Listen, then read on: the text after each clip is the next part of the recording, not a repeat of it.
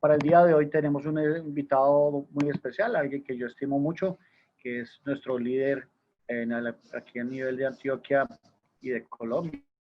Ha sido uno de los líderes en cirugía laparoscópica, un gomoso de la laparoscopia, una amante acérrimo de la cirugía laparoscópica, el doctor José Fernando de los Ríos, que es obviamente ginecobstetra y laparoscopista, hizo el fellow de laparoscopia aquí en el CES, y es actualmente el director asociado junto con el doctor Juan Diego Villegas del fellowship el que es avalado por el AAGL, la Asociación Americana de Cirugía Laparoscópica, y es profesor entonces de la Universidad del CES en la Universidad de Antioquia, y un gran amigo. Con él vamos a hablar entonces de histerectomía total por laparoscopia. Yo sé que somos muchos los que hacemos histerectomías, etcétera, por laparoscopia, pero me encanta esta presentación del doctor de los Ríos porque nos muestra como las bondades de la cirugía laparoscópica. Doctor de los Ríos, voy a dejar de compartir pantalla para que vaya poniendo la suya. Y vamos entonces a proceder a la conferencia. Doctor de los Ríos, ¿me escucha? Ya puede abrir su micrófono. Yo le voy a abrir su micrófono. Aquí estamos. Voy a compartir la pantalla. ¿Lo logró? Y voy. Perfecto. Decime si ya está ahí. Perfecto. Voy cerrando mi micrófono y mi pantalla para no distraerlos. Si pudiéramos mirarle a la cara, muy bueno. Nos gusta a veces ver a que está hablando para tener algo de sentido. ¿Y cómo hago eso? ¿Tengo que salirme? No, yo le activo la cámara. Ahí les llegó una pregunta. Listo, perfecto, doctor. Muchas gracias. Bueno, que me enredé. ¿Vos estás viendo mi pantalla? Sí, se ve perfectamente. Ya tienes que ponerla grande y listo, queda listo. No me veo. ¿No la ve? Ya, listo, perfecto. Ahí está perfecta. Bueno, muy bien, muy buenas tardes a todos. Muchas gracias a Carlos, a Fecolso por la invitación, a ustedes por su disposición hoy viernes a esta hora que deberíamos estar tomándonos una cervecita y no en estas, pero hasta aquí nos ha traído el COVID. Carlos, esta es la pregunta que vos querés que respondamos, ¿cierto? Correcto. Es la histerectomía laparoscópica, la técnica ideal para histerectomía. Bueno, yo recorté un poquitico esta presentación y pues aprovechando que es viernes, para darles mi respuesta. En general las conferencias dan las conclusiones a la última, yo la voy a dar de primera. Esta es mi respuesta. Muchas gracias a todos por la atención y por la presencia. Muy buena la presentación, doctor. Muchas gracias. Esta es la mejor de todas las presentaciones. Bueno, para entretenernos pues un poquito, vamos a empezar diciendo que yo sí tengo conflicto de intereses. Esta presentación podría verse como la de un radical de la laparoscopia. Yo llevo desde el año 2002 tratando de hacer absolutamente todos mis procedimientos por ahí. Hace más de 5 años, mi última laparoconversión fue hace más de 5 años y ahora voy a presentarles algunos números que obviamente pues no son míos, sino de un gran grupo humano con el que tengo la fortuna de contar en la vida, que son todos mis compañeros de la unidad de endoscopia ginecológica de la Clínica del Prado. Por lo tanto, estén preparados porque les va a hablar un radical de la laparoscopia. Empecemos diciendo que esta pelea y la pregunta surge, la pregunta que Carlos quiere que respondamos hoy surge porque en algunos statements y grupos muy importantes de investigación como el grupo Cochrane, en sus últimas publicaciones, la última revisión de las mismas hecha en el 2015, nos dicen, y yo siempre me disculpen que lo ponga en inglés, pero trato de hacer en estos statements una traducción absolutamente literal para que nadie pueda decir que hubo una mala interpretación. Entonces, el grupo Cochrane, que todos reconocemos como un grupo muy importante en investigación, nos dijo en el 2015 que cuando la histerectomía vaginal no sea posible, debemos utilizar la laparoscópica, poniendo pues como primera opción la vaginal. Sin embargo, advierten que la histerectomía laparoscópica se demora un poquito más. Cambió un poquito el statement del 2010 al 2015 porque aquí ya por lo menos lograron decir esto, que es muy importante y que es uno de los mensajes que yo quiero dejar. no hay ventajas de la histerectomía vaginal sobre la laparoscópica. Y si lo veo al revés, pues entonces tampoco hay ninguna de la vaginal sobre la laparoscópica, excepto que la laparoscópica tiene un tiempo operatorio mayor. Lo que sí dice el Cochrane en esta publicación del 2015 que fue sorprendente es, pues de forma categórica, hablan de que la histerectomía por robot y la histerectomía por puerto único deberían ser o abandonadas o mejor evaluadas, porque no hay ninguna evidencia de algún beneficio que tengan estas técnicas sobre la laparoscopia convencional. Un statement duro.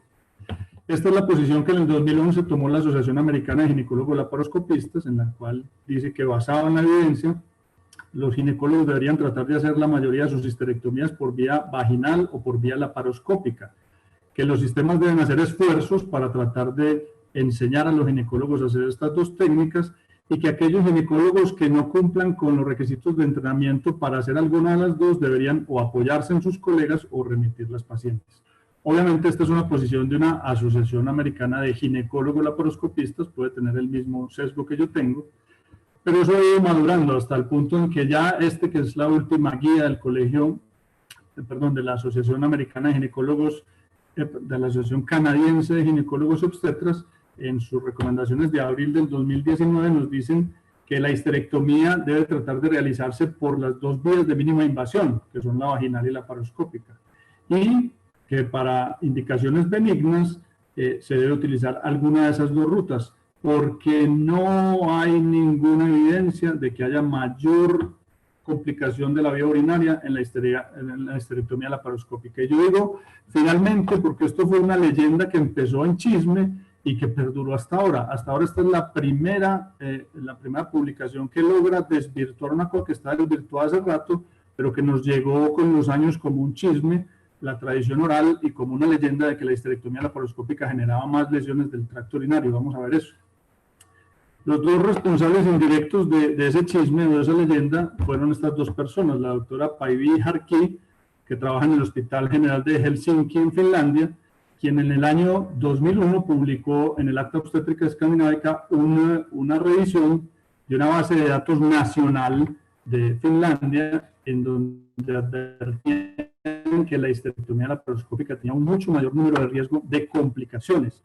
Eso era una base de datos pues finlandesa, un país nórdico, muy organizados, entonces eso le dio mucha presencia al reporte y ella llamó la atención sobre que la histerectomía laparoscópica se complicaba mucho.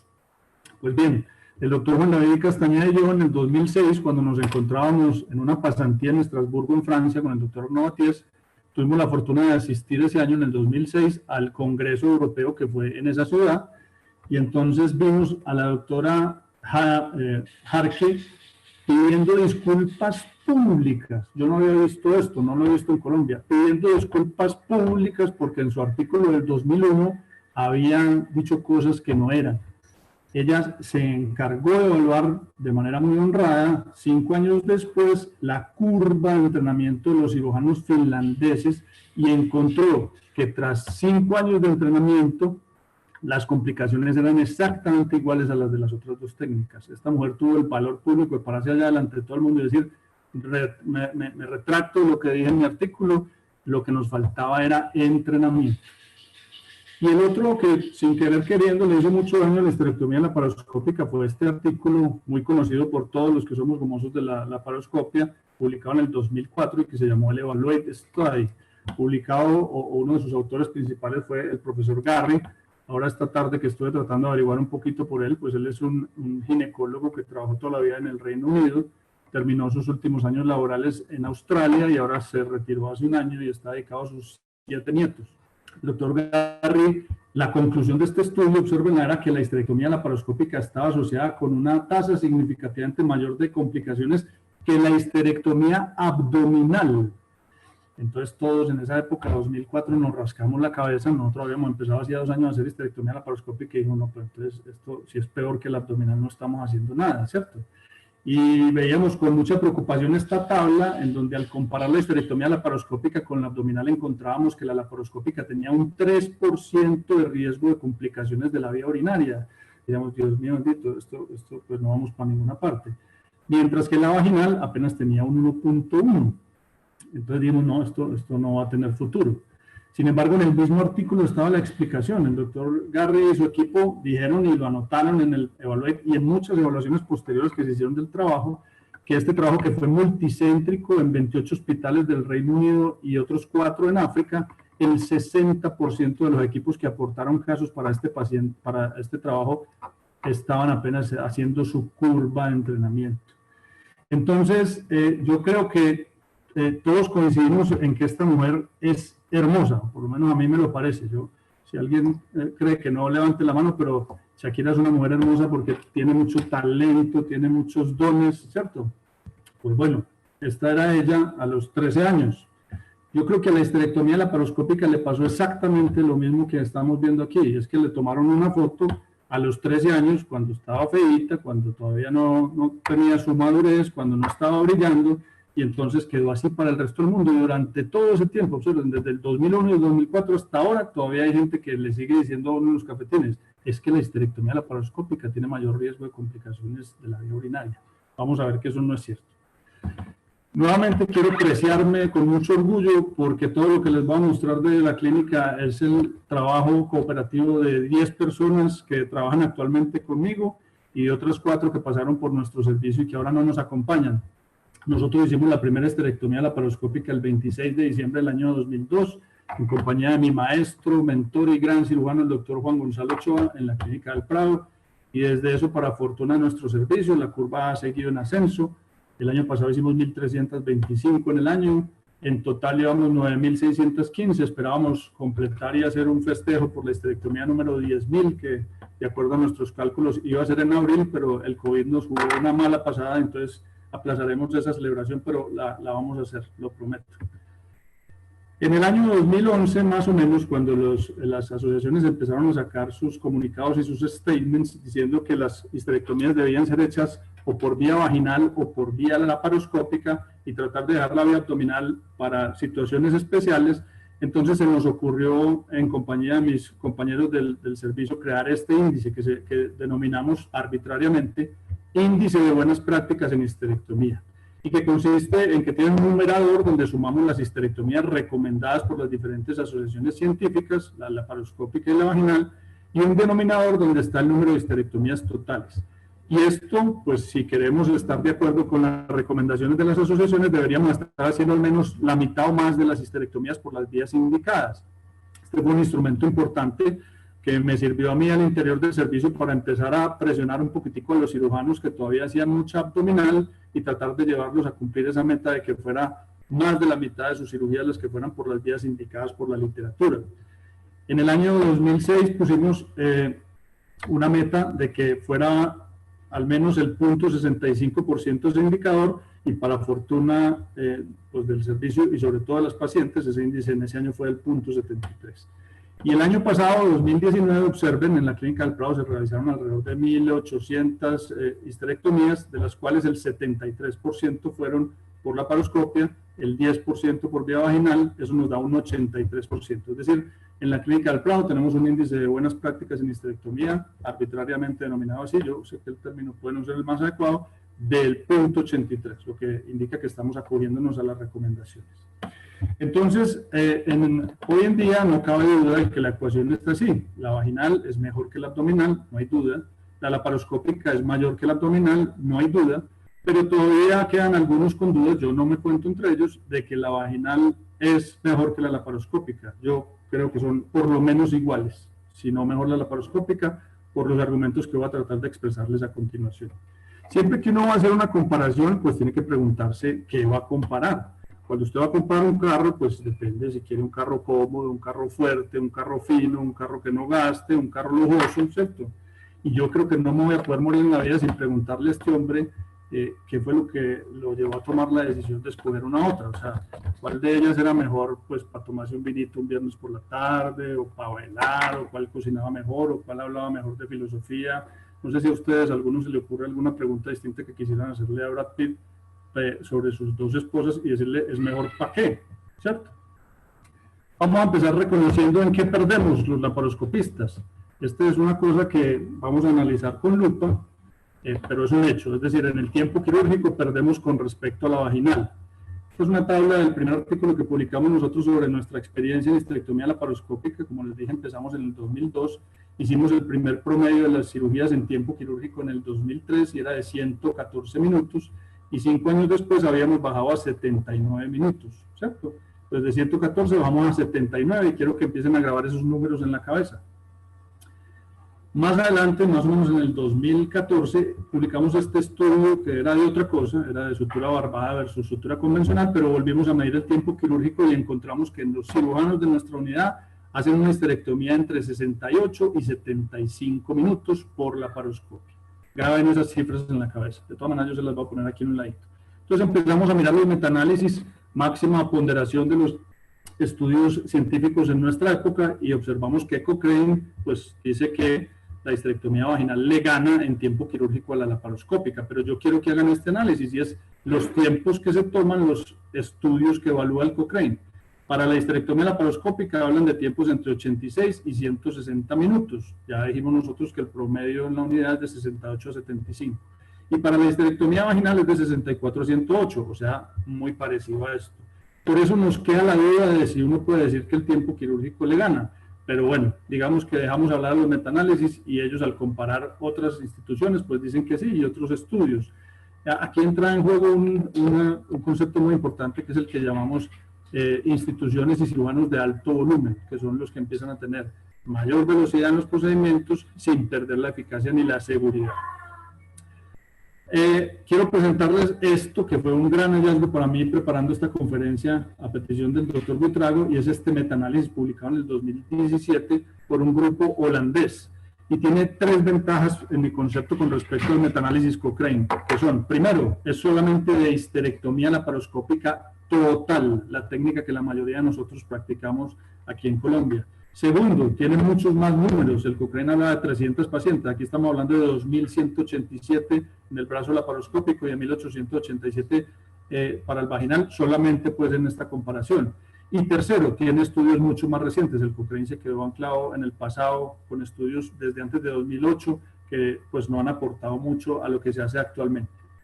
Sin embargo, con todas esas salvedades, para Sandberg y sus colaboradores, sigue ganando la histerectomía vaginal a la hora del tiempo quirúrgico.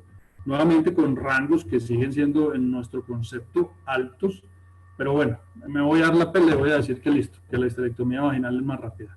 Este artículo, que es el de Uchela, publicado en el 2013, que tiene el mayor número de pacientes, 568, y es el que tiene el mayor peso en este metaanálisis, habla de que una histerectomía laparoscópica en el servicio de ellos se demora 75 minutos y una vaginal 60. De 60 a 75 hay 15 minutos. Yo no sé si un servicio se desbarate o un sistema de salud por 15 minutos más en el quirófano.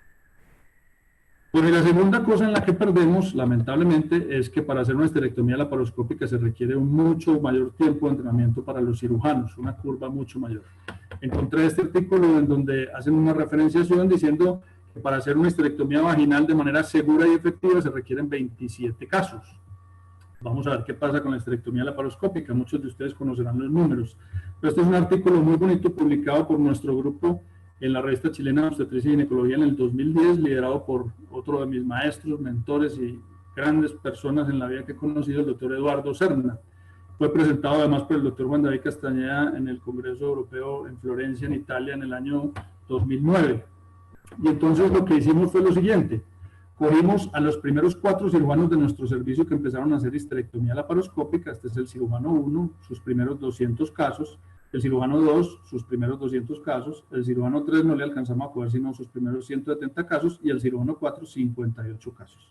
Y entonces empezamos en la línea de abajo a calcular el nivel de experticia y dividimos entonces los procedimientos para analizar los resultados en cada uno de estos periodos. Las primeras 50 cirugías de cada cirujano, eso nos da una cohorte de 200 pacientes, las segundas 50 cirugías, las terceras 50 cirugías y las cuartas 50 cirugías de cada uno de los 4 cirujanos. Y encontramos los siguientes números.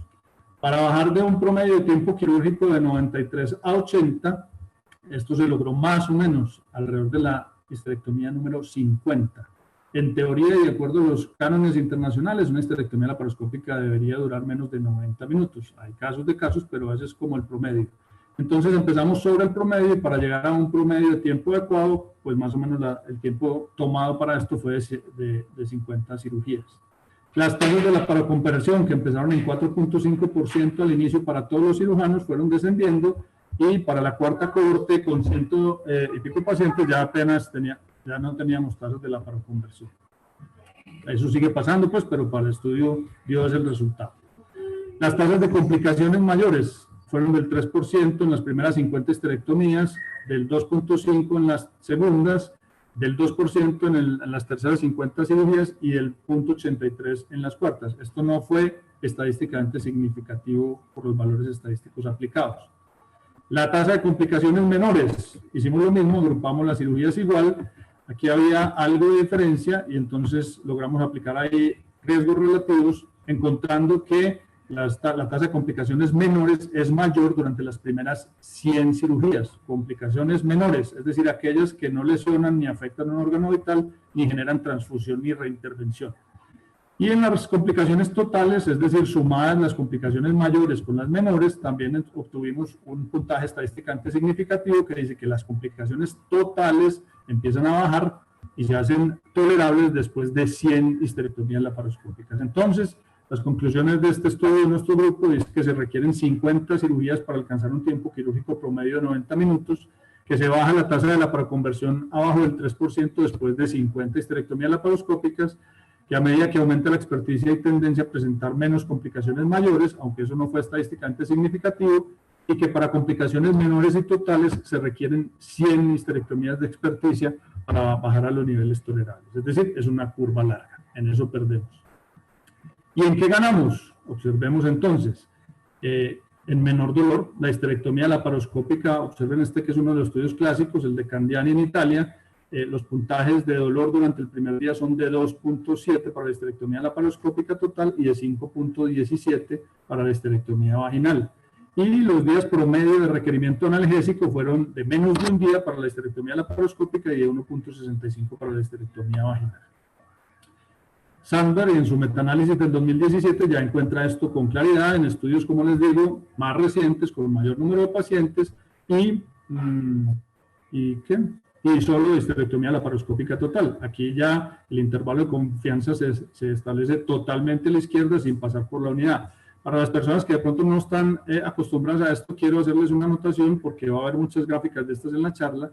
Entonces, este rombito es el resultado total del metaanálisis. Cuando esto toca esta raya a la mitad, que es lo que llamamos la unidad, el resultado no es estadísticamente significativo.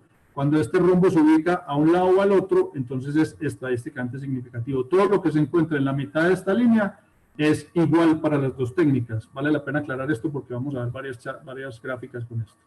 Y para el día de analgésicos usados, Sandberg encuentra que la histerectomía laparoscópica total tiene menos requerimientos de uso de analgésicos, es decir, duele menos. Eso está demostrado por este metaanálisis.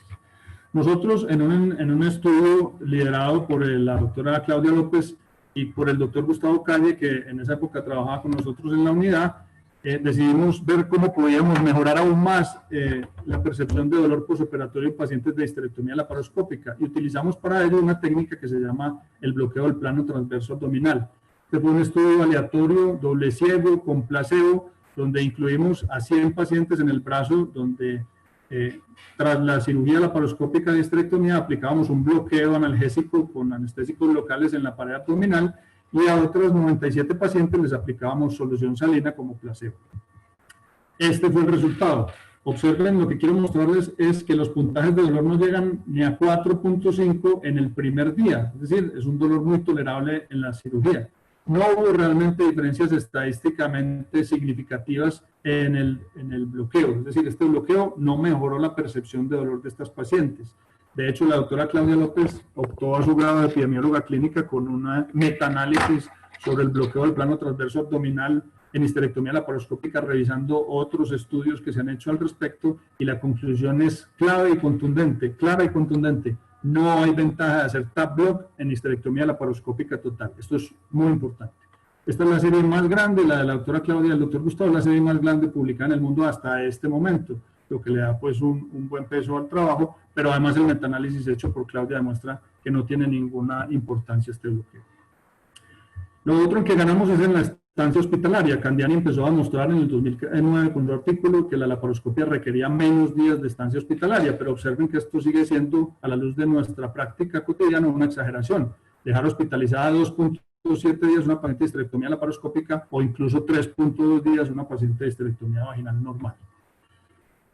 Por lo tanto, este que es el Cochrane, pues con los estudios que analizó, dice que la histerectomía vaginal tiene menos estancia hospitalaria porque solo tiene 3.7 días, mientras la laparoscópica tiene 4.1 días.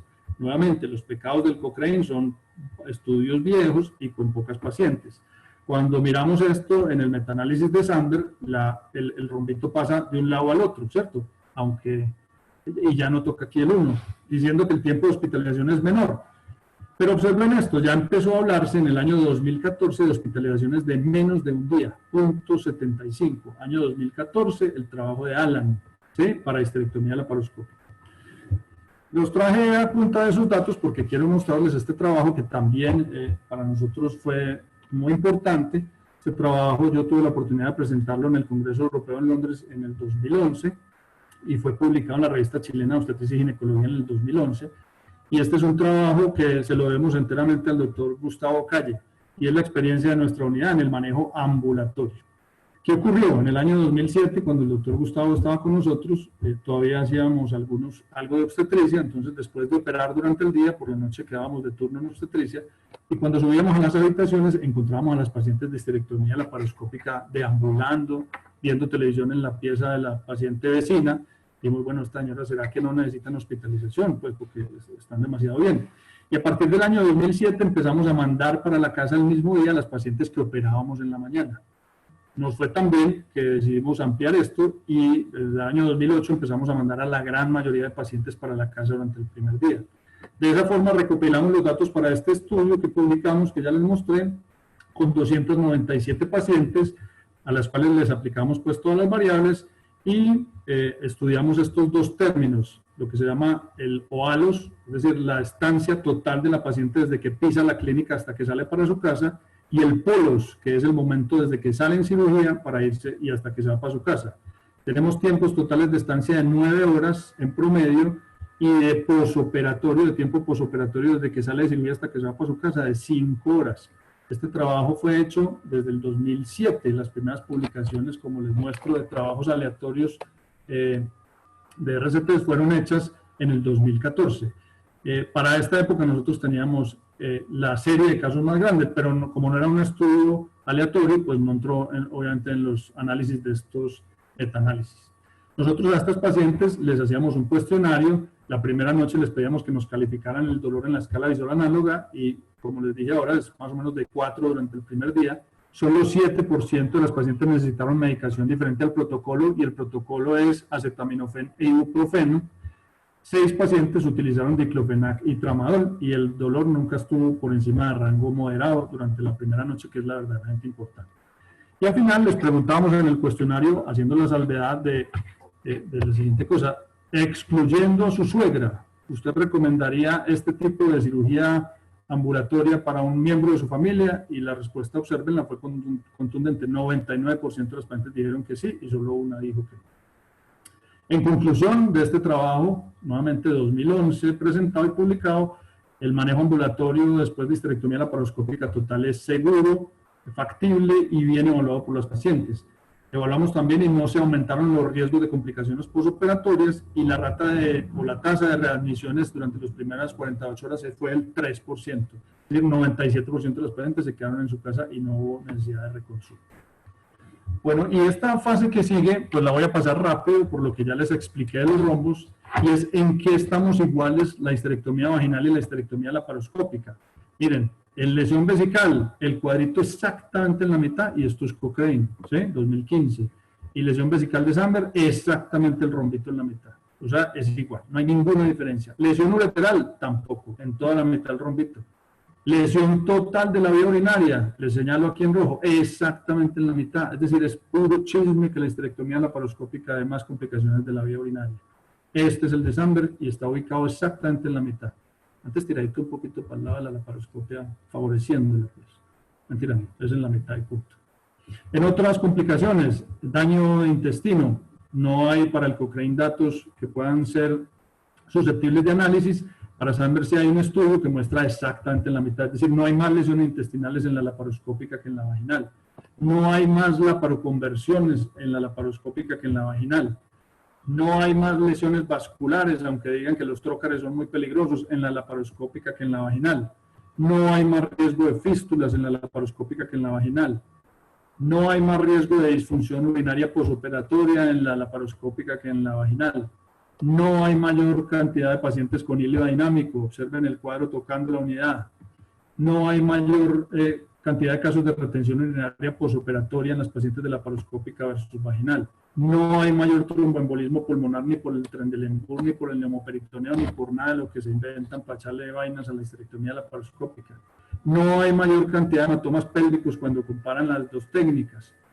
Y en cuanto a los hematomas pélvicos, este es un trabajito que lamentablemente nunca publicamos, hecho para la tesis de grado del doctor Freddy Rojas cuando estuvo en el fellow con nosotros, en donde a pacientes de histerectomía abdominal 104 y a pacientes de histerectomía laparoscópica 100, les hicimos ecografía transvaginal, aunque estuvieran asintomáticas en los siguientes 15 días después de operar, y encontramos una incidencia de hematomas de cúpula en la abdominal del 13%, versus la laparoscópica del 5%, que casi 3 veces más hematomas en la cirugía abdominal que en la laparoscópica, no todos sintomáticos. Esto fue un estudio de evaluación ecográfica. Bueno, no hay más infecciones de cúpula en la vía vaginal que en la vía laparoscópica, son exactamente iguales. Aunque, sin embargo, para nosotros en el análisis interno de nuestros datos, las complicaciones infecciosas de la cúpula son las más importantes. Es un análisis del año 2018 en nuestra unidad, donde encontramos, observen, 1.57% de pacientes con celulitis de cúpula, 17 en todo el año, que fueron 1.080 histerectomías, y 4 abscesos de cúpula. Pues si bien pues es una cosa, digamos, tolerable, cercana al 2 y pico %, para nosotros es la complicación más importante en histerectomía laparoscópica. Por eso decidimos retomar una idea del doctor Juan Diego Villegas de Álgida de Pereira y su grupo. Ellos piensan que de pronto, haciendo algún manejo antibiótico después de la histerectomía, se puede reducir la incidencia de celulitis o abscesos de la cúpula vaginal. Entonces decidimos crear un estudio aleatorio doble ciego en el que estamos trabajando las dos instituciones, la Clínica del Prado y Álgida, la Clínica Confamiliar en Pereira, en donde vamos a recoger 600 pacientes. También el COVID se nos atravesó en eso, ya llevamos 480, nos faltan pocas para terminar de cerrar los datos y poderles informar probablemente el año entrante cómo salió este ensayo. Resumen, y esta es la que quiero que se lleven para la casa en la mente: no hay más complicaciones mayores en la histerectomía laparoscópica total, ni de la vía urinaria, ni de ninguna, ni tampoco complicaciones menores. Antes al revés, está más tiradito para hablar nosotros, pero yo no debo decir eso porque está tocando el uno y me comprometí a hacer lo menos radical posible. ¿En qué tengo yo dudas de que haya diferencias? Bueno, en esto, por ejemplo, Cochrane dice que la cirugía vaginal es superior a la laparoscópica porque tiene un más rápido retorno a las actividades normales. Yo sigo preguntándome eso y no estoy de acuerdo con Cochrane. Especialmente porque el mismo Cochrane publica su gráfica en la que el rombito está tocando la mitad del palo, entonces quiere decir que no hay diferencia. No sé por qué entonces en las conclusiones lo escriben si la tabla muestra otra cosa.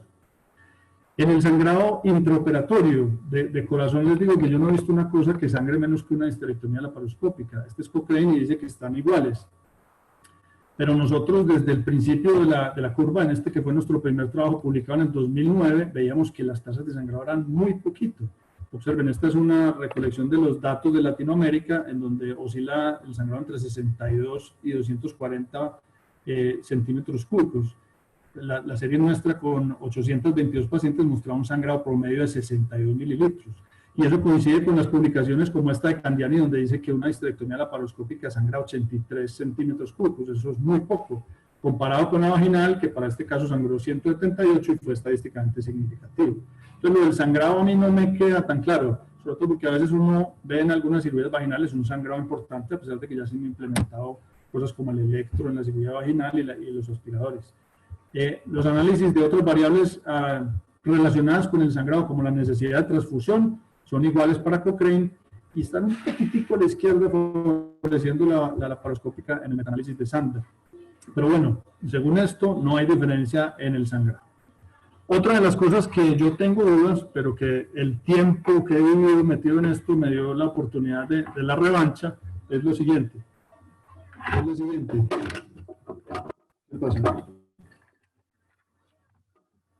Esta es la pirámide de los estudios científicos, ¿cierto? Entonces las cosas tienen más bajo nivel, entre más abajo en esta pirámide estén, y más credibilidad y más alto nivel, supuestamente entre más alto esté.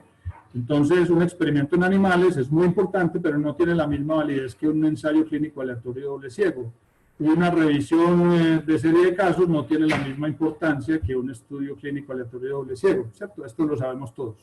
Porque les quiero mostrar esto que para mí fue muy llamativo.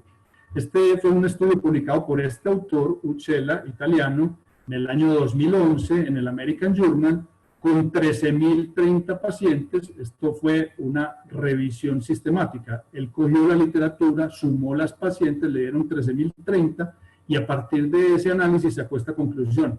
La evidencia actual indica que cerrar la cúpula por vía vaginal después de una esterectomía laparoscópica tiene una reducción del riesgo de dehiscencia entre 3 y 9 veces.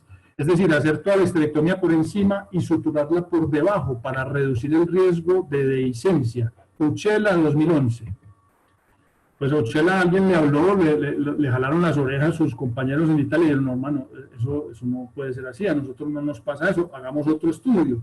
Entonces Uccella se montó ya con otros autores, Malsoni, Ceccaroni, ya no hizo una revisión de casos, sino que, hizo otra revisión de casos, esta vez con 12.000 casos, ¿sí? Y la conclusión de realizar esto y publicarlo en el 2012 fue realizar la sutura de la cúpula vaginal aparentemente reduce el riesgo de dehiscencia. Ya no lo dijo categóricamente, ya empezó a echarse para atrás y decir, bueno, antes era que sí, ahora dice, puede que sí. Pues miren lo que pasó.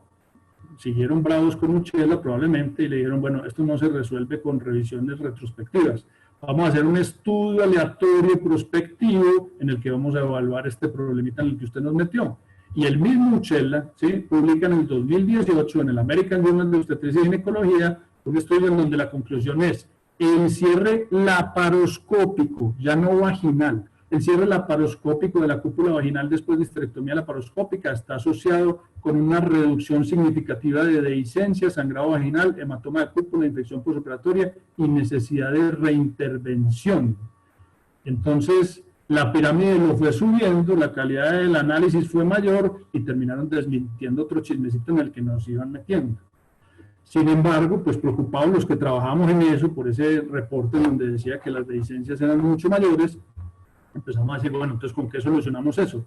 Y entonces fue cuando a la doctora Claudia López, también al doctor Gustavo Calle, se les ocurrió proponer este estudio en nuestra unidad, el de suturar unas pacientes con Vicryl normal y otras con sutura barbada para ver si se disminuía el riesgo de complicaciones de la cúpula.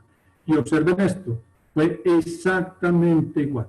75 pacientes suturadas con Vicryl normal, 75 pacientes suturadas con sutura barbada. Los riesgos de hematomas, celulitis, abscesos y dehiscencias fueron exactamente los mismos, con ninguna P estadísticamente significativa.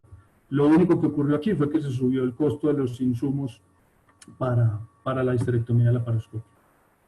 Bueno, y lo último, esta variable también me quedan dudas. El metaanálisis de Sandberg dice que los costos son iguales para histerectomía laparoscópica y vaginal, y eso a uno no le suena de primerazo, pues porque la histerectomía laparoscópica necesita torre de laparoscopia, instrumental reusable o no reusable a veces, bipolar, armónico y todas estas cosas. Yo creo realmente que lo que equipara los costos, esta es una variable muy difícil de homogenizar porque además depende de los proveedores, de los servicios de salud, del hospital, de mil cosas. Pero yo creo que esto se iguala cuando empiezan a meter en la ecuación el gimnasio que tienen que hacer los ayudantes de histerectomía vaginal, porque uno para poder estar ahí 2 horas sosteniendo una valva de esas necesita pues ir al gimnasio 3 o 4 veces al día, más los masajes y fisioterapia que necesita después de hacer 2 o 3 al día, porque queda uno pues tullido después de hacer eso. Tal vez al poner el costo de estos dos insumos sí sean un poquito equiparables. ¿Y qué nos queda para investigar? Pues muchas cosas. A mí se me ocurrieron para esta charla 2. Una, será mayor el riesgo de disfunción sexual en la vaginal que en la laparoscópica. Y quiero presentarles, aunque sé que ya está abriendo la hora, no, vamos bien. Quiero presentarles este estudio que estamos en proceso de publicar y que para mí ha sido muy bonito. nosotros cogimos 150 mujeres que iban para histerectomía laparoscópica total y les aplicamos un índice que se llama el FSFI, índice de función sexual de la mujer. Es un cuestionario largo, tedioso de aplicar, y lo hicimos antes de operarlas, ¿sí? Las volvimos a llamar a los 6 meses y les volvimos a aplicar el cuestionario, y las volvimos a llamar al año y les aplicamos el cuestionario, tratando de ver si había algún tipo de disfunción sexual después de la realización de una histerectomía laparoscópica total. Quiero mostrarles esta gráfica porque el puntaje que parte en 2, ese índice es 26.55. Toda mujer que esté por debajo de 26 puntos en ese score tiene disfunción sexual. Toda mujer que esté por encima de 26 no tiene disfunción sexual. Estos son los resultados totales de las pacientes. Entonces observen, lamentablemente esas 150 mujeres que evaluamos en promedio estaban todas en disfunción sexual. 19 puntos en ese score. A los 6 meses habían subido un poquito y al año seguían subiendo. No lograron llegar a 26, no se volvieron funcionales en promedio las 150 pacientes. Pero nos llamó la atención que había una tendencia a la mejoría en la función sexual después de histerectomía. Entonces decidimos analizar 2 subgrupos. Bueno, perdón, ese score se construye a partir de 6 dominios, que son estos, y que para mí fueron, pues, lo que vi aquí me gustó. Muchas mujeres le preguntan a usted en la consulta, y entonces a mí me sacan la histerectomía, me sacan el útero y me voy a volver fría. Miren, no, el deseo pasó de 3,3 a 6 al año. Y entonces yo ya no me voy a excitar, voy a estar fría. Pasó de 3 a 3,6, subió. Y entonces yo ya no vuelvo a lubricar después de que me sacan el útero, porque el cuello es muy importante. No, pasó de 3,6 a 4. Y entonces yo no vuelvo a tener orgasmos si me sacan el útero. Todas estas fueron histerectomías totales porque es que el cuello es muy importante para eso. No, el orgasmo pasó de 3 a 4, ¿cierto? Entonces, el dolor mejoró. Esto no es que haya subido el dolor, sino que mejoró su función sexual porque tenían menos dolor. Entonces, observen que al sumar todos estos dominios es lo que nos muestra por qué la curva tendió a subir sin lograr función. Analizamos 2 subgrupos, las pacientes que empezaron funcionales por encima de 26, que fueron 50 pacientes, a los 6 meses bajaron un poquito, pero retornaron a la funcionalidad al año, ¿sí? Entonces uno puede decir a una mujer que tiene su función sexual intacta, que después de histerectomía va a tener un bajoncito, pero probablemente al año va a estar mejor. Y las mujeres que eran disfuncionales, es que mire que arrancaron con puntajes demasiado bajos, de 7, todas estas eran pacientes que sangraban, les dolían, bueno, todos los problemas por los cuales no lleva una mujer a histerectomía.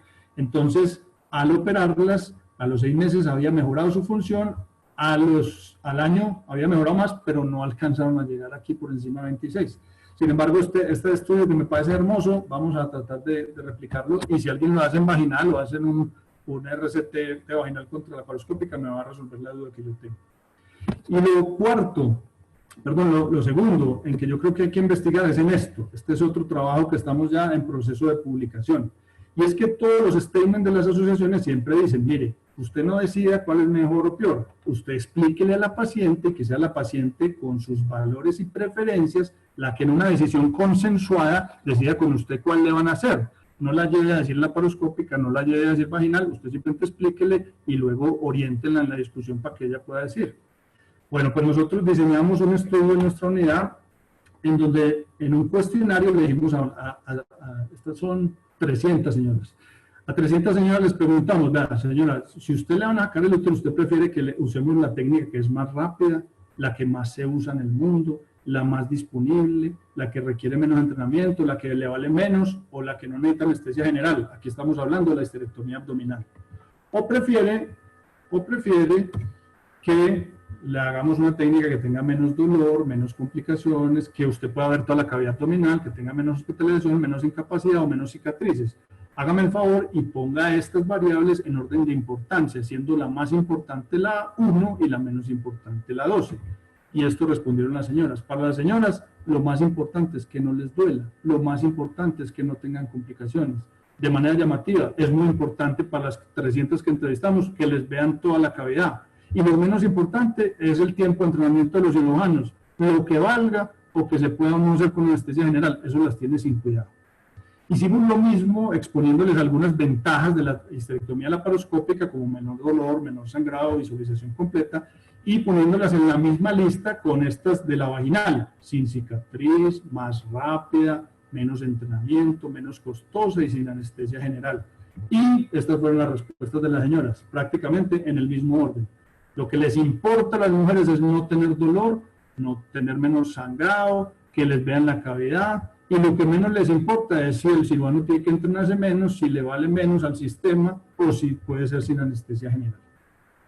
Esta tercera pregunta que les hicimos era por un consenso arbitrario entre los autores del trabajo. Dijimos, bueno, para los médicos, para los doctores, ¿qué es lo más importante? Y dijimos seguridad, dolor, recuperación, y este fue el orden en que ellas los puntuaron. Las pacientes quieren procedimientos seguros y quedamos en que no hay ninguna diferencia en complicaciones entre la laparoscópica y la vaginal, o sea que en eso no hay manera de decir una u otra. Lo segundo que más quieren es menos dolor. Ah, ganó la laparoscópica, ¿cierto? Lo tercero es menor tiempo de recuperación, en eso hay dudas. El tamaño de la cicatriz es importante para ellas. El tiempo quirúrgico ya empieza a no importarles si es más o menos. El tiempo al tratamiento cirujano les importa un peito y el costo, mientras no lo paguen ellas parece, pues tampoco es importante. Finalmente, estas ya son ventajas mías, que yo le doy a la histerectomía laparoscópica, y es que nos metieron en la cabeza un chip para ser cirujanos. Cuando usted era interno y lo paraban al lado del cirujano y le preguntaban, y le decían, hágase ahí para que vaya viendo. Sepáreme bien con ese separador para yo poder ver. Arrégleme la luz que necesito ver aquí, ¿cierto? Le pedían al anestesiólogo. ¿Qué pegote el de esa señora? No se veía nada. En todo esto, el denominador común es que la vista es muy importante. La vista es el sentido más importante para los que nos gusta la laparoscopia. El tacto es muy importante para los que les gusta la vía vaginal. Nosotros los laparoscopistas privilegiamos la visión. Es lo más importante que tenemos en cirugía. Tanto la privilegiamos que somos la perfecta definición de un bullerista. Un bullerista es aquel que mira los interiores de una mujer a través de un pequeño orificio. Eso hacemos los laparoscopistas todos los días. Nosotros privilegiamos la visión, la multiplicamos para que todo el mundo pueda ver y la compartimos. Esta visión duplicada y compartida es tan importante que a veces hasta hace permanecer al anestesiólogo despierto todas las cirugías. Es un gran logro. La aumentamos, la ampliamos, la magnificamos y tenemos una ventaja invaluable en la cirugía laparoscópica, que es lo que se llama la relación ojo-mano-instrumento. Usted, deslizando su telescopio 3 o 4 centímetros, puede estar tan cerca del fondo de la pelvis y del piso pélvico como quiera, o tan cerca del promontorio para hacer una reparación. Puede estar tan cerca de los vasos uterinos para verlos perfectamente y tomarlos con el bipolar, o lejos de ellos si está sangrando. Esta ventaja no la tiene la vía vaginal. Mejoramos su definición con cámaras y con tecnología cada día. El trauma tisular es mucho menor y está descrito. Marcadores de inflamación medidos en diferentes tipos de cirugía muestran que la cirugía de accesos mínimos, como la laparoscopia, tiene menor cantidad de liberación de citoquinas proinflamatorias, porque somos precisos a la hora de hacer la coagulación aquí. No ponemos una sutura y un nudo que aprieta y pone necrótico un montón de tejido en la mitad del nudo. La seguridad en la hemostasia. Nosotros aquí, después de un proceso traumático, podemos ver el ureter reptando al lado del sangrado y entonces podemos coagular donde es sin necesidad de darle al ureter, no metiendo unas suturas de la vagina y sin saber a dónde va a llegar, ¿cierto? Tenemos mayor tranquilidad y sueño reparador. Cuando uno empieza una cirugía y este es el panorama inicial, dice, Dios mío, bendito, ¿a qué me metí yo? ¿Cierto? Ahora me sangra esta señora o no, pero cuando uno termina una cirugía, esta misma, de esta manera, el líquido está claro y uno ve todo bien, pues se va para la casa tranquilo. Además, la cirugía laparoscópica tiene este privilegio que no lo tienen las otras, y es que puede uno tratar y diagnosticar patologías concomitantes. ¿Qué tal uno en una vaginal con esta tripa aquí puesta, cierto? ¿Qué tal uno en una vaginal con un Douglas bloqueado? Claro, hay cuestionarios para tratar de estratificar las pacientes y buscarles la mejor vía, pero la conclusión a la que voy a llegar, que es la que les voy a mostrar al final, hace que estas cosas privilegien la visión laparoscópica. Evaluar totalmente la pelvis y el abdomen. Entonces, usted por la vagina nunca va a ver una endometriosis apendicular, ni una endometriosis diafragmática, ni un tumor en el apéndice, ni un tumor hepático, mientras por la laparoscopia puede darle esta ñapa a la paciente. Sobre todo en piso pélvico, usted puede manejar los anexos, y ahora que hay que hacer salpingectomías profilácticas, pues entonces eso es mucho más fácil por la laparoscopia. No quiere decir que no se puede por vía vaginal. Los cirujanos vaginales son muy hábiles y lo logran la mayoría de las veces. Los cirujanos laparoscópicos lo logran casi siempre, porque las trompas están ahí visibles. Y esto me parece a mí muy importante, importante, y es que uno puede por laparoscopia reconstruir adecuadamente el anillo pericervical. Cuando usted tiene una gotera en el techo, no se monta al techo a mirar la gotera, se mete por debajo a ver por dónde está chorreando para arreglarla. Cuando uno está por laparoscopia está viendo los defectos como son y está viendo los tejidos y las estructuras como son. Entonces uno puede hacer una reparación de la fascia pubocervical, de los ligamentos, de todos los componentes del anillo pericervical bajo visión directa. Eso es una de las teorías que nos ha llevado a pensar que probablemente, ojalá sea así, otra de las ventajas de la histerectomía laparoscópica a largo plazo va a ser que va a haber menos prolapso de cúpula. Es una idea que nosotros tenemos. Esa primera aproximación a tratar de constatar esa idea la hicimos en este trabajo que también presentó el doctor Juan David Castañeda en Florencia en el año 2009, en donde cogimos pacientes que ya llevaban 5 años de operadas, las revisamos y ninguna tenía prolapso de cúpula. Listo, sí, 5 años es muy poquito, pero ahí vamos, esos son los primeros datos. Yo aspiro a que las pacientes con histerectomía laparoscópica total van a tener menos prolapso de cúpula. Y este es otro de nuestros trabajos que va en curso en este momento, es la tesis de grado del doctor Jair Cardona. En esto lo han acompañado las doctoras Alejandra Salazar y Claudia Vargas, que fueron las primeras fellows AGL en Colombia, junto con las niñas de Pereira, la doctora Claudia. Observen, cogimos y analizamos 103 señoras que han sido histerectomizadas por vía vaginal, 122 abdominales y 124 por laparoscopia. ¿Sí? Estamos en este momento en el procesamiento de los datos, queremos saber cuál grupo tiene más prolapso de cúpula. Hasta ahora esos datos de P no me los lograron conseguir para hoy, pero prolapso sintomático genital en las vaginales 11%, en las laparoscópicas 8%. Todavía no tengo PES, no me las estoy guardando, todavía no las tengo. También el Journal de Mínima Invasión hablaba de esto, que cuando usted tiene una señora con un poco de prolapso y en la cirugía quiere reforzar la cúpula para que no se le vaya a caer después, pues hace una fijación de cúpula uterosacros. Por laparoscopia, eso se le prolapsa a 0% de acuerdo a este estudio y hay lesiones ureterales en el 0%. Cuando usted hace esa fijación de cúpulas uterosacros, corre el riesgo de tener prolapsos de cúpula del 6% y lesiones ureterales del 4%. Entonces, hace algunos años yo habría terminado esta conferencia en tono beligerante, autoritario, desafiante, dada la pasión pues, con la que yo he vivido la cirugía laparoscópica, que es mi goma. El COVID me tiene loco porque no he podido operar en este tiempo. Durante todos estos años, pues yo termino esta conferencia con esto, que es uno de los dichos de mi gran mentor, el doctor Eduardo Sema, para darle en la cabeza a los vaginales. Por laparoscopia pueden hacerse todas las histerectomías que uno hace por vía vaginal, pero por vía vaginal no pueden hacerse todas las que uno hace por laparoscopia, ¿cierto? Pero hoy, pues años más tarde, entre la pandemia del COVID, los años que ya me empiezan a pesar y sobre todo mis hijos, he decidido darle otro tono a este final contándoles una anécdota para terminar. Hace unos 3 años, durante una discusión acalorada en la mesa del comedor de mi mamá, estábamos mis 3 hermanos y yo hablando no sé de qué, pero nos fuimos euforizando, digámoslo. Cada uno esgrimía sus argumentos y los demás los debatían o los rebatían y con una pasión impresionante. Entonces yo alcancé a ver que mi hijo Esteban, que tenía 11 años para esa época, estaba muy pendiente de la pelea y de lo que estábamos ahí diciendo y él se quedaba calladito. Entonces al calor de la discusión y de las palabras, el tono se fue subiendo y ni el acuerdo ni el consenso se veían llegar y la mesura empezó a distanciarse. Nos fuimos, ¿cómo se dice?, enchuquizando. Y de pronto, en uno de esos silencios tensos que se producen en esas circunstancias, Esteban, mi hijo, tomó la palabra y con la sabiduría genial propia de los niños, nos dijo a todos: ¿y ustedes para qué pelean si todos tienen la razón? Muchas gracias, hermano, por la atención y a todos por aguantarme todo este rato. José, muchísimas gracias. Yo creo que se queda uno sin palabras para describir esta conferencia. Espero que no haya muchos así, pues, porque mira cómo nos tienen catalogados los internistas.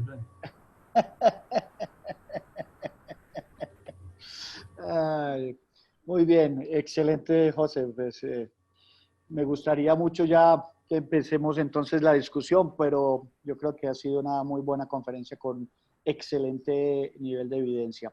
Empecemos con el doctor Edmundo. Doctor Edmundo, bien pueda. Buenas noches, felicitaciones por la charla, José. Una duda, el tiempo operatorio que tú nos estás mencionando, ¿desde qué momento lo están tomando en cuenta? O sea, ¿cuándo inicia y cuándo finaliza? Es muy importante su pregunta. Nosotros en general, y eso hay que describirlo cuando uno publica, lo hacemos desde el momento en que ponemos el colpo hasta que cerramos la piel. Ahí no está pues incluido el tiempo de la dormida de la anestesia, ni la acomoda de la paciente, ni nada. Desde que empezamos a poner el colpotomizador hasta que se pone el último punto en la piel. Ok, otra duda. Doctor ¿Con Edmundo, el mismo equipo quirúrgico siempre o dependiendo quiénes son las personas que entran a la cirugía? No, se nos cortó la pregunta. ¿Alguien me la repite? El tiempo quirúrgico, otra de las variantes que uno puede mirar es quién es el equipo quirúrgico que está en ese momento. Es decir, están dos ginecólogos laparoscopistas, o sea, solamente el ginecólogo laparoscopista y un ayudante, que en muchas instituciones a veces es un médico general, o en el manipulador está una persona que no tiene entrenamiento en manipulación uterina, que son cosas que nos pueden hacer alargar un poquito más el tiempo quirúrgico. Entonces, cuando uno habla del tiempo quirúrgico y de esa curva de entrenamiento para tener un tiempo quirúrgico promedio, esa curva solamente hace referencia al cirujano principal o a todo el equipo quirúrgico.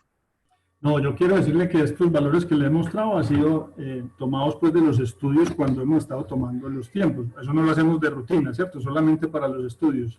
En esos estudios, nuestro servicio está compuesto hoy en día por 10 ginecólogos laparoscopistas, por 4 fellows que se están entrenando en cirugía laparoscópica y por 3 residentes permanentes. Trabajamos en 3 quirófanos de 7 de la mañana a 7 de la noche. Es decir, ahí está todo el mundo mezclado. Las instrumentadoras, pues claro, ya llevan 18 años en estos procedimientos, entonces todo eso es muy importante. Tal vez el fondo de su pregunta, que es muy importante, es que todo el equipo quirúrgico tiene que ponerse a punto para esto. Una persona que está empezando tiene que explicarle a las directivas de su institución que se va a demorar un tiempo, porque no es solo el entrenamiento del cirujano, sino mientras se pone a punto todo el resto del equipo quirúrgico. Eso es muy importante. Pero todos estos tiempos que le muestro son cuando hemos estado haciendo los estudios, y ahí hay cirugías de los fellows y de los profesores, por supuesto. Ese es un tiempo promedio, pues. sí, realmente es muy importante el equipo quirúrgico en cualquier cirugía abierta, vaginal, laparoscópica. Yo creo que eso no cabe discusión alguna. Y obviamente alguien que llegue nuevo a un servicio, pues va a enlentecer el procedimiento quirúrgico. Eso también está demostrado que cuando uno trabaja con un partner, siempre va a trabajar con la misma persona, va a ser mucho más eficiente, más rápido. Doctor Álvaro Ochoa, bienvenido. ¿Cómo están? ¿Cómo les va? María, el doctor Ochoa es vaginal, aquí vamos a poner los guantes. Vaginal, no vaginalista. Bueno, es que discutir con Fernando José de los Ríos no se puede, primero porque yo soy un eterno admirador suyo, no me pierdo una sola charla, y todos sabemos de la calidad, y lo demuestra esta conferencia, tanto que me dejó casi sin argumentos, pero por culpa de su hijo. Lo que dijo fue lo que yo iba a empezar diciendo: ¿para qué nos ponemos a pelear si cada uno tiene la razón en lo suyo? Además, primero, todos estamos del mismo lado, ¿cierto? Lo importante es, al final, cómo queda el paciente, contento o no contento. Sí le aconsejo una cosa: quite ese cociente de las buenas prácticas, porque hacer una histerectomía abdominal por la parotomía es un arte. Y muchos ginecólogos lo seguirán haciendo porque no disponen ni la tecnología, la laparoscopia, de pronto en su clínica o en su ciudad, o el entrenamiento, o de pronto todavía no se atreven, porque hay que ser atrevidos para hacer una histerectomía vaginal sin prolapso. Eso también necesita valentía. Pero como les digo yo, el que atiende un parto es un valiente. Luego todos podemos hacer cualquiera de estas cirugías con el entrenamiento debido.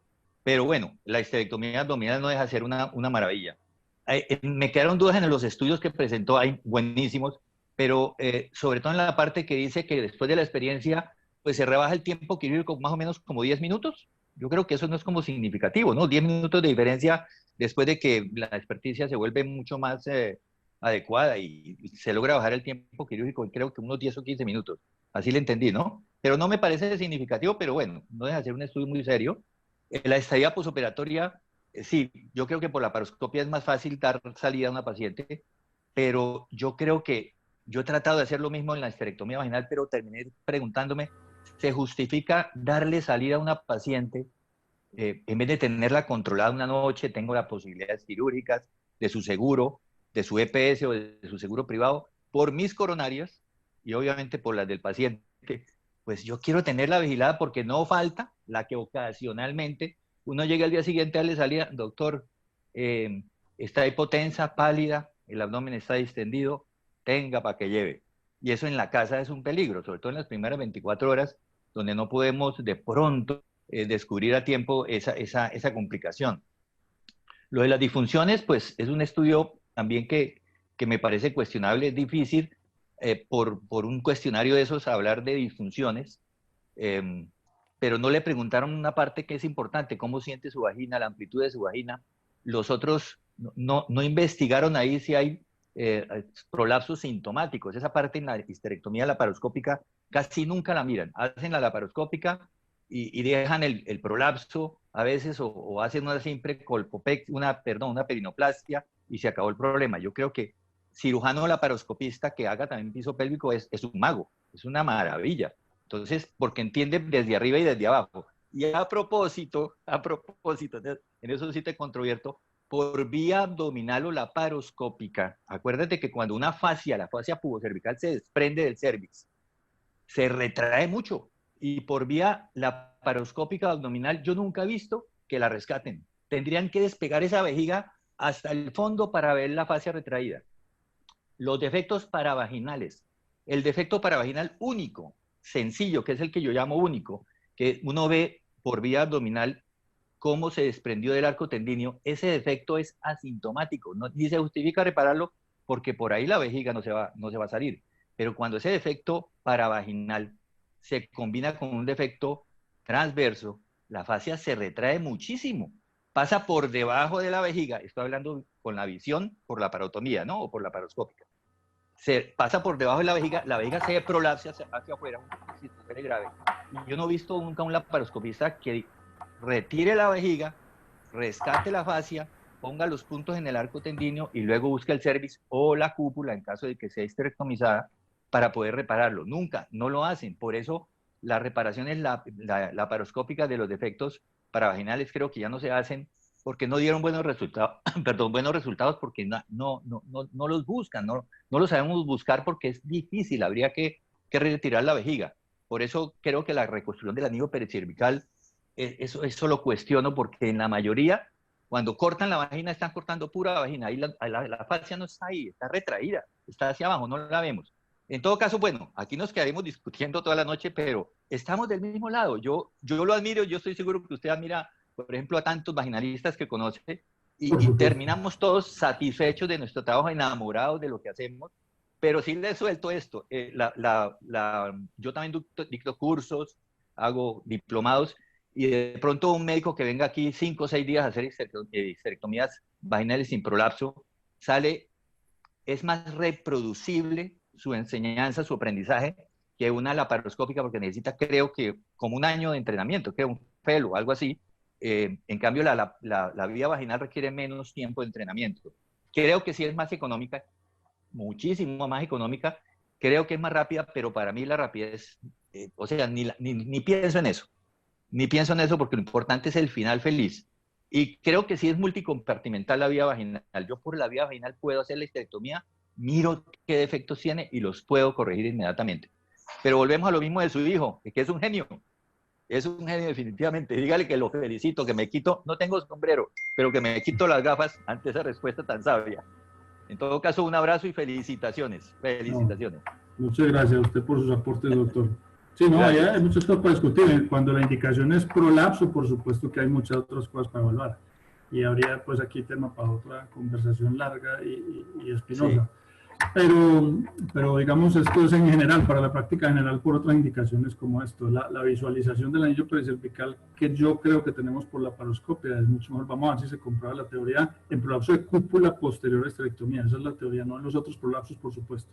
Y estoy de acuerdo con usted, lo hablaba hoy con una de las ginecólogas que me pasó los datos del último estudio que estamos haciendo, en que nosotros muchas veces pues le vamos al útero directamente. Ya está sangrando, vamos al útero y no miramos el resto.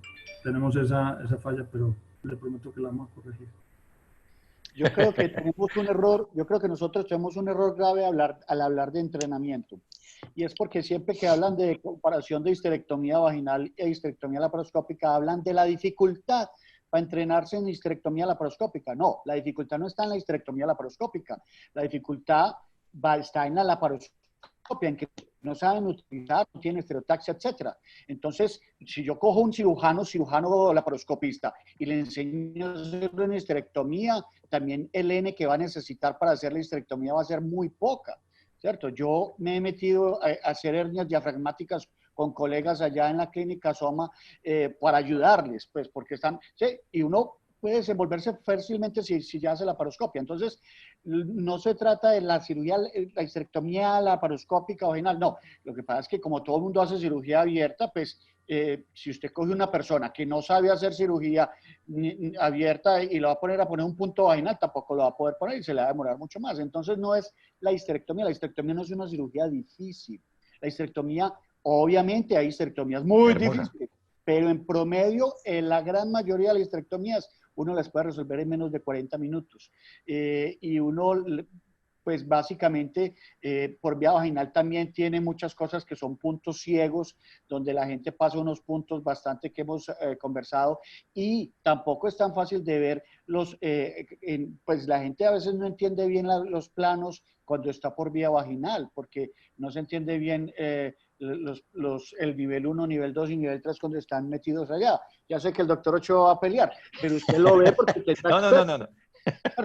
Está experto, No, pero no. vuelvo y le digo, para el que está empezando también, lo único que ve son Claro, allá adentro claro. y no va a encontrar bien las fases. Entonces, miremos que tampoco es que sea tan fácil la vaginal y tan difícil la laparoscópica. Vuelvo y le digo, No. usted sabe hacer laparoscopia, usted sabe meter un trocar adecuadamente, usted tiene osteotaxia, que sabe poner puntos por laparoscopia, pues ya la histerectomía como tal se le vuelve un procedimiento relativamente más sencillo. Carlos, un minuto. Cuando digo que es más reproducible, me refiero a que ¿cuánto dura el entrenamiento de un ginecólogo para hacer una histerectomía laparoscópica? Creo que, ¿cuánto tiene que hacer? Es una pregunta que hago. Le digo, es que no es para hacer histerectomía para laparoscopia, es para ser laparoscopista, es para poder utilizar bien y entrenarse en la estereotaxia y todo eso. Pero es que estamos hablando de la histerectomía, entonces por eso la variable la unifiqué. La respuesta para es, hacer una histerectomía, usualmente lo que mostramos ahí, los estudios hablan entre 50 y 100 casos, el tiempo que se demore, dependiendo pues de la prueba de pacientes que tengan. Sí, claro. La curva es larga para todo. Cuando uno no sabe, la curva es larga para aprender. Y aún después de viejo y con toda la experiencia, nos complicamos. Claro que sí. Sí. Eso es lógico, pero pienso que es más reproducible la histerectomía vaginal, porque con entrenamientos, entre comillas, más cortos, salen a hacerla. En cambio, en la vía laparoscópica necesitan un tiempo mucho mayor, creo que un año de entrenamiento para ser laparoscopista, claro está. Pero bueno, fíjate lo lindo de esto, aquí nos quedamos, antes de que suban los ánimos, nos quedamos discutiendo toda la noche y no nos damos cuenta que estamos del mismo lado, claro. Sí. Ya no hablo más. Una puñita, acuerde que a las pacientes les importó un pepino el tiempo de entrenamiento de los cirujanos. Eso es por ignorancia de las pacientes. Era más importante otras cosas. Y la variable no estaba, ¿sabes? Nunca pusieron la variable de su vagina, cómo está su saturación, qué síntomas. No vi por ahí ninguna de esas variables que uno puede arreglar por vía vaginal, pero no, listo. Yo creo que estamos hablando de lo mismo, el mismo idioma. Y aquí vuelvo y digo, también se está comparando histerectomía sin prolapso en la vaginal contra histerectomía sin prolapso en la laparoscópica. Ya cuando usted va a corregir, ya eso es otro tema, el prolapso, que fue el que se habló esta tarde, que usted también estuvo en el otro streaming que estuvimos, ya sería otro punto de discusión. Por ahí una pregunta, José, de PDS y el tipo de sutura para cerrar cúpula, si hay alguna diferencia. Las diferencias que nosotros hemos visto son teóricas, es decir, en teoría los monofilamentos como el PDS tendrían menos riesgo de infección, eso no ha sido cierto, y en teoría el PDS tiene una fuerza tensil más larga, pero para esto pues no hemos visto diferencia. Realmente nosotros seguimos trabajando con Vicryl desde el 2002, no hemos hecho ningún cambio y las tasas de incidencia o de complicaciones de la cúpula han permanecido estables, no han bajado con respecto a eso. Vamos a ver si este nuevo trabajo con la idea del doctor Villegas nos cambia la conducta. Listo, ahora le voy a dar la palabra al doctor Carlos Díaz Tamara. Otro que me va a dar duro. A ver, yo me espero, yo me tengo aquí fino. No, no, no, no, no, no, no. Ni más faltaba, hombre. Un abrazo, un saludo. Esto es lo más delicioso. Usted y yo tenemos esta discusión hace como 10 años. Más o menos. No, no tanto. Yo no estaba tan grande cuando eso. Yo estaba en kinder cuando eso. No, se lo digo porque usted tiene una gran ventaja y es que las cosas con las que usted comenzó a hacer la laparoscopia hace 10 años le han mejorado los aparatos, los juguetes, una barbaridad. Entonces, ahí tiene usted una gran ventaja. Entonces, yo quería comentar unas cosas bien interesantes porque no hemos tenido en cuenta una cosa que se llama el Clinical Equipoise, que comparamos los trials de las cirugías con los trials de las pastillas. Y, a ver, las pastillas, pues, una enfermera o el portero le da los 250 miligramos de alfa-metildopa a un paciente y finalmente lo que vemos es el resultado. Pero cuando estamos hablando de cirugía, los estudios doble cero, randomizados, todo lo que usted quiera, electrolizados, solamente sirven en su institución o en mi institución. Porque si yo fuera a operar, yo me iba donde usted y decía, hombre, no, opéreme usted. No opera próstata, hermano, porque entonces sáquemela, porque usted tiene una experticia que en 5 minutos la saca. Esta tardecita estábamos con un doctor mexicano, no me acuerdo ahorita el nombre, se me escapa, el tipo hace de todo por arriba, pero es que lograr ese tipo de experticia es muy difícil. Hubo operarse entonces con el doctor Ochoa, allá en Cúcuta, que tiene 1000 y pico. Entonces, el Clínica de Equipoise es muy diferente.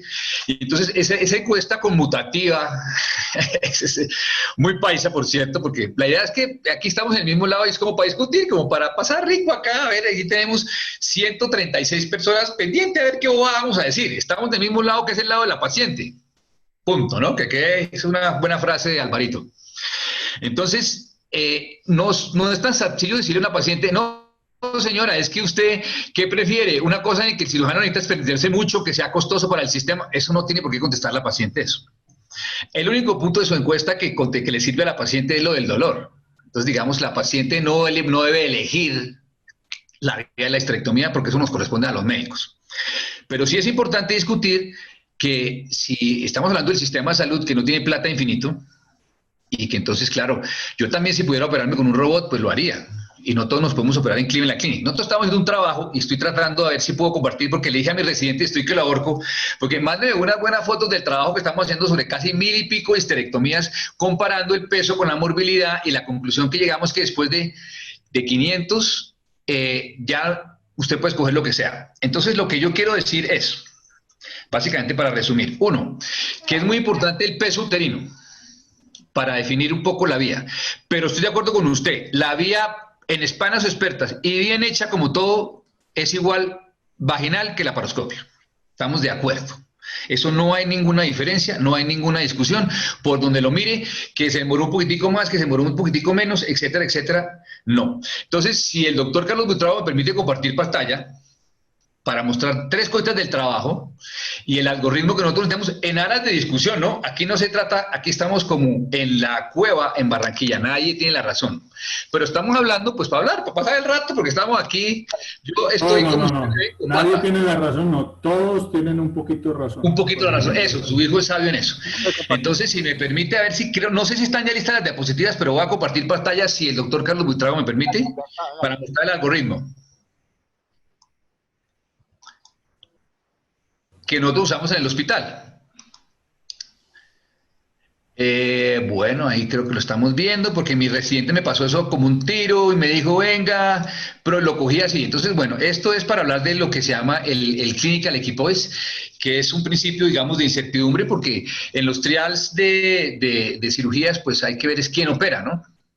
Y eso es muy importante, porque entonces todo el mundo tendría que ir a su centro y usted no necesitaría ya 10 laparoscopistas trabajando desde la mañana, de las 7 de la mañana hasta las 7 de la noche, trabajar, sino pues ya hagamos, usted duplique su centro y vuélvalo como la Cleveland Clinic, su clínica, y todos vamos a operarnos allá, pero como en los países toca operar a todo el mundo en todos lados, no es posible para eso. Entonces es muy importante entender eso, que es como comparando los trials. Y quiero, que esa es la última diapositiva, y quiero mostrar cómo el algoritmo, lo que pasa es que no se ve muy bien, porque traté de hacerlo con una mejor foto.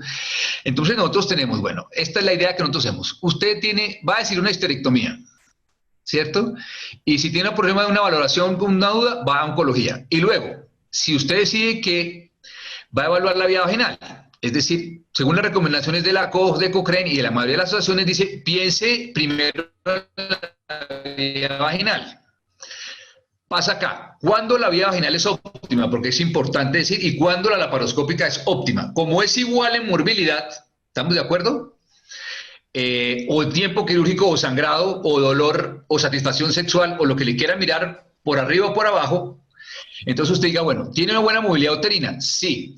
¿Tiene un ángulo suprapúbico mayor de 90 grados? ¿Tiene fácil acceso al fondo de saco de Douglas? Eso es clave. Y si yo tengo dudas, usted tiene la mejor visión. Patología confinada al útero, perfecto. Si usted la visión que ve desde arriba es muy buena con el techo. ¿Requiere alguna cirugía vaginal adicional? Ahí yo ya comienzo a pesar por este ladito. Porque de pronto si la paciente requiere unos rotoquecitos, tiene un tipo de incontinencia, tiene un celecito, porque muchas veces uno ve que ustedes operan el cele, les queda muy bien la esterectomía vaginal y la paciente a los 3 meses viene con el síntoma porque ya tenía el cele, la vejiga caída, pero cuando sacamos la matriz por la patología, ahí se manifiesta. Luego evalúe el peso uterino sobre 500 gramos y si tiene menos de 500 gramos y esto está bien, preferimos la vía vaginal. Pero si no, evalúe otra vía. Y ahí tenemos entonces la segunda, para nosotros, la esterectomía laparoscópica, y con todo esto que está aquí abajo, paciente obesa, paciente joven, sospecha de síndrome adherencial, sospecha de patología anexial, sospecha de endometriosis, diagnóstico diferencial de dolor pélvico crónico, que eso si usted me gana, de lejos nos gana y nos da 3-5 vueltas. Entonces, fíjense bien cómo tenemos aquí un equilibrio de lo que cada uno tiene un poquitico la razón. ¿Qué es una vía vaginal óptima y qué es una vía laparoscópica óptima? Que yo creo que es donde debe centrarse la discusión y no si yo soy experto o usted es experto, porque en manos de la gente buena a todo el mundo le va bien. Como le digo, si usted saca la próstata, yo voy a operarme a su centro, doctor, con esa práctica que usted tiene. Pero como no es urologo, me toca ir donde otro que me la hace robótica. Y voy a ir un poquitico aquí a esta parte del trabajo, porque es que no son las bonitas, pero entonces encontramos la diferencia sobre el sangrado y en relación con el peso, porque comparamos todas las vías. Esto es un trabajo de grado que va a ser un residente que se va a graduar, pero no me mandó las fotos bonitos, porque obviamente estamos interpretando, pero tenemos abiertas 629, vaginales 38 y laparoscópicas 475, tenemos 1000 y pico. Usted dirá, bueno, pero ¿por qué 38? ¿Es que casi no operan allá? No, pues sí operamos, lo que pasa es que lo que yo digo siempre, ¿no? La paciente llega a buenas para una esterectomía y el que está rotando por la laparoscopia está presto y se la lleva. Y el que está en la abierta se va para allá. Y el que está para no hay que, entonces a mí me dejan muy poquiticas. Y para ser estrictos, yo metía en los trabajos, se metía unas que tenían útero móvil, estas son estrictamente que no tenían ni siquiera nada, esas 38 son las puritas, las jugositas, las poquitas que me dejan a mí. Las que no necesitan histerectomía. Sí, sí. Casi no, pero tuvimos buenos precios. Lo que pasa es que no se ve muy bien acá. 250 gramos alcanzan a ver aquí. Entonces dicen que las abdominales fueron muy grandes y nosotros ustedes operaban mucha cosita chiquitica, 70, 120, nosotros 135, muy parecido, mayor de 250, nosotros 105, 65, todos esos dientes, y ustedes ya después de acá de 1000 gramos y 500, muy pocas o ninguna operaron. Entonces, era para mostrar un poco eso. No es la mejor foto, estoy que ahorco a mi residente, pero estamos terminando de hacer el trabajo y las complicaciones, y se alcanza a ver acá, porque le tomó una foto aquí a las carreras. Básicamente, el punto que yo quiero tener aquí, llevar aquí en cuenta es ese.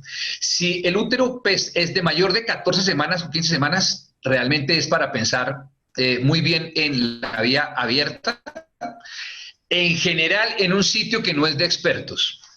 Y de 500 para abajo estamos iguales, histerectomía laparoscópica que vaginal. Ok, en manos de expertos. Pero la diferencia sería el poquito razón de su hijo, que es genial la respuesta, y es la sabiduría de los chinos, es esta.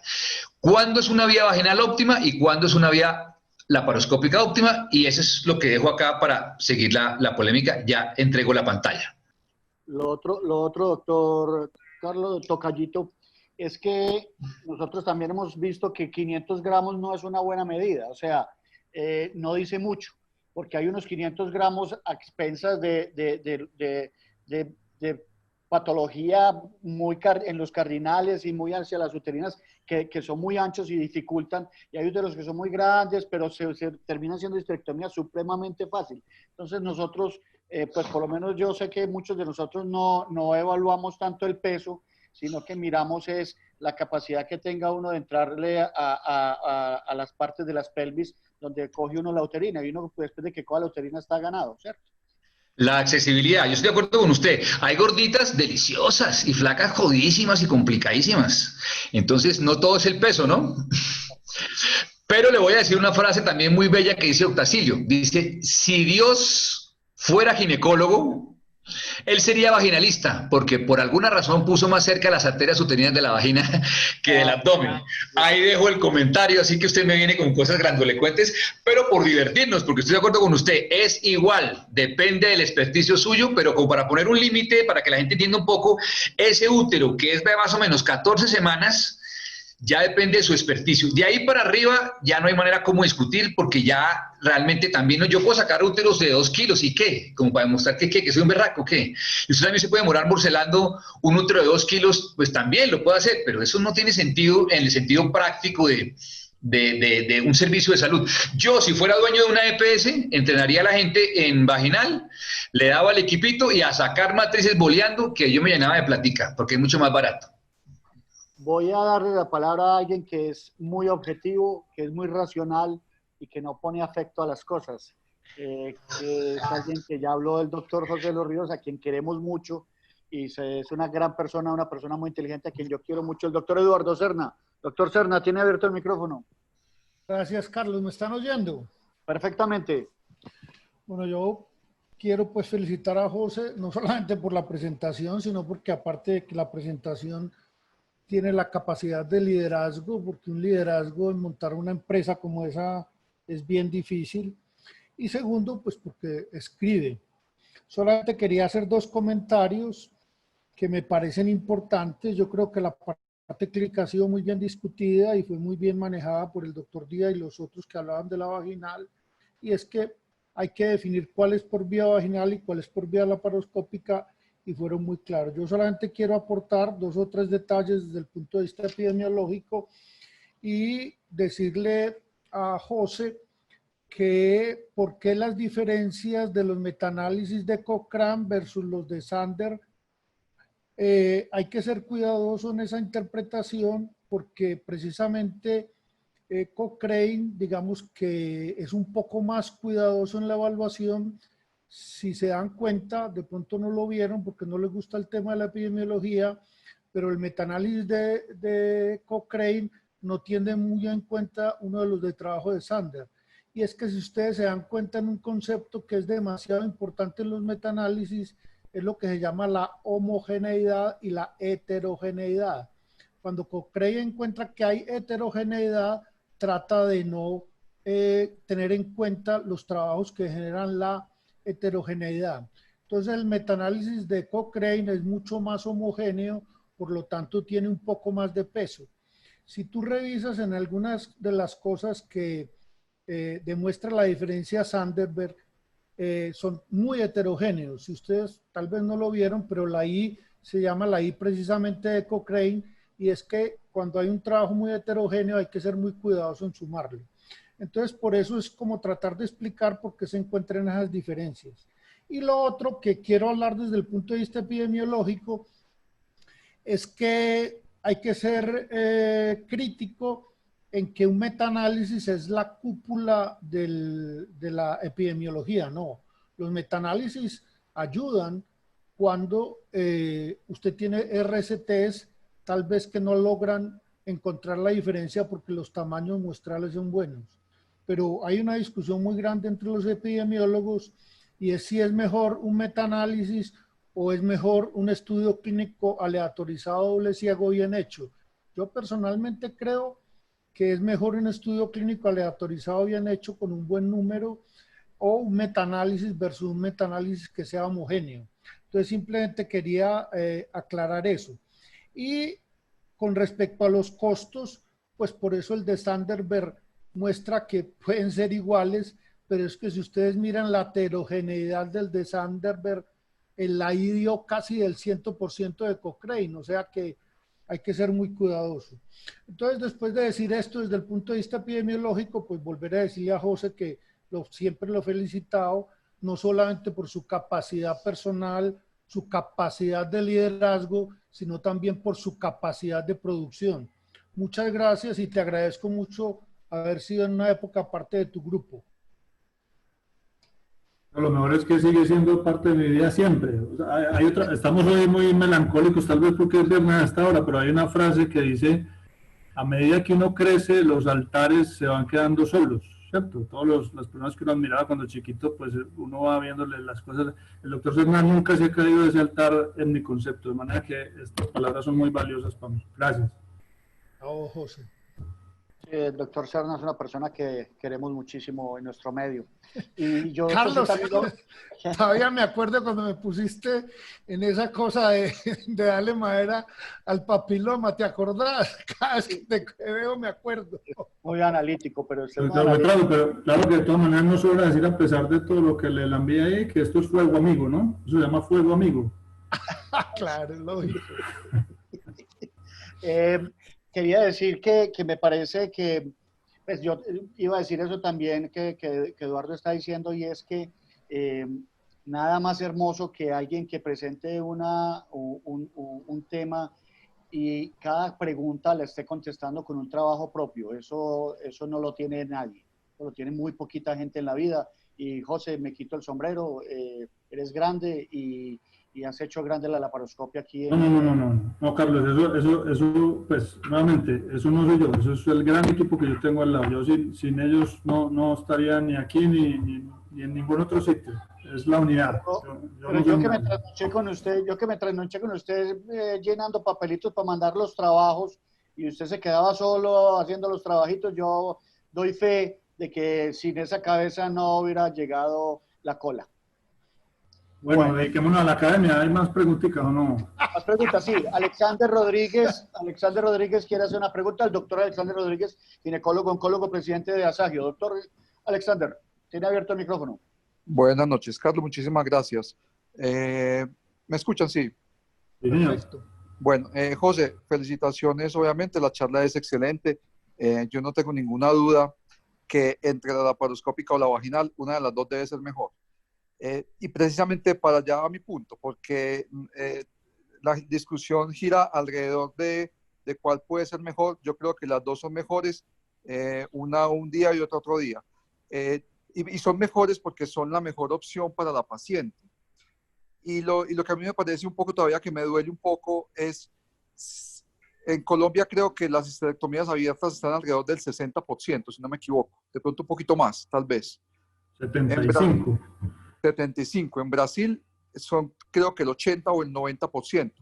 En aras simplemente de la justicia social hacia las pacientes, si ya tenemos claro que es la mejor opción, tanto laparoscópica como vaginal, supongamos que la laparoscópica, aunque se demore un poco más en entrenarse, de pronto el aprendiz puede sentirse más cómodo en el tiempo. Me parece a mí justo que ya es hora de que demos el siguiente paso, y es de que nuestros ginecólogos que se gradúan salgan haciendo histerectomía laparoscópica o vaginal, porque yo siento que no es justo con un ginecólogo que se gradúa que no salga haciendo la histerectomía que se debería hacer, porque está claro que no es la abierta y lo que sale a hacer es abierta. Y tampoco me parece justo con una paciente, con esas 75 de cada 100 en Colombia, que se encuentran a un ginecólogo que solamente sabe hacer abierta y por ende le va a hacer abierta. Si ustedes hacen 1.300 o 1.400 en el Prado, que me parece maravilloso, yo me encanto cada vez que voy allá y veo 20 histerectomías en un día, me parece maravilloso, podríamos tranquilamente entrenar a muchísimos ginecólogos residentes que salieran haciendo histerectomía laparoscópica. Cada uno decide si es capaz de hacerla o no, pero le estamos negando esa oportunidad a nuestros ginecólogos que se gradúan, que muchos entrenan 4 años, y simplemente si es la cirugía que más hace el ginecólogo, me parece injusto que no salga haciendo histerectomía por laparoscopia, y yo creo que ustedes están en capacidad de dar ese gran paso. Ese sería como mi aporte que quisiera dar, y básicamente también preguntar cuándo o si algún día han pensado que eso podría ser un ideal, un sueño, o hay una situación que lo impida. Muchas gracias, José, y felicitaciones de nuevo.